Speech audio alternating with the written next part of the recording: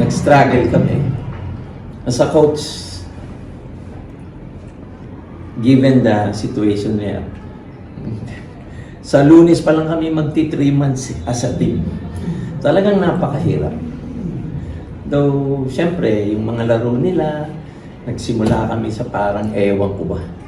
Hanggang unti-unting i-improve na. But still, syempre, gusto ko manalo. Isang panalo kami. Sana mag-improve na lahat. How about your team captain, Jeder? Nakabalik ka na din sa PBL. Ano lang din yung feeling being able to play again and with this team?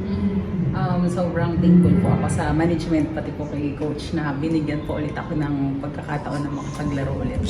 Kasi ilang taon din po akong na-stop sa paglalaro. So, hindi ko po sasayangin yung chance na binigay nila sa akin.